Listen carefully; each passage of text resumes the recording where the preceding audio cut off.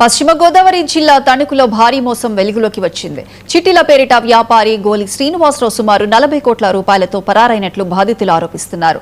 Shri Durga Bhavani chits and finance పేరుతో తణుకు, ఇరగవరం, అత్తిలి, పెనుమంట్ర మండలాల్లో పెద్ద మొత్తంలో డబ్బులు వసూలు చేసినట్లు తెలుస్తోంది. డబ్బులు చెల్లించిన సామాన్యులు, కూలీలు, చిన్న మధ్య తరహా వ్యాపారులు లబోదిబోమంటూ పోలీసులను ఆశ్రయించారు. తమకు న్యాయం చేయడంతో పాటు డబ్బులు తిరిగి ఇప్పించాలని పోలీసులకు ఫిర్యాదు చేశారు.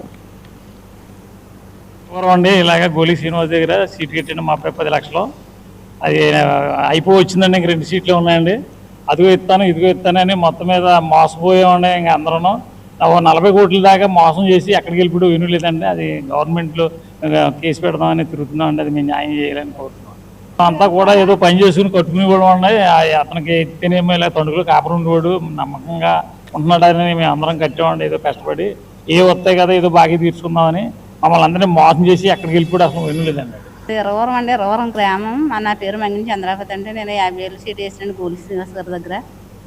ఇది అడుగుతా ఉండంటే ఇస్తానన్నాడండి. అలా గడుపుచ్చేసాడండి. ఆయన ఒక వాయిదా ఉందండి, కట్టే వాయిదా. ఏమయ్యాడంటే అడ్రస్ లేడండి మనిషి. ఇంటికి వెళ్తేనేమో బ్యాంకు వాళ్ళు ఏమో అదే సీట్ చేస్తారండి బిల్లింగ్. మరి మాకు ఏమైనా ఇప్పించవలసిందిగా కోరుతున్నాం అనమాట. సుమారు ఉంటుందండి 40-50 కోట్లు ఉంటుందండి మొత్తం అమౌంట్ అయితే ఉంటుందండి.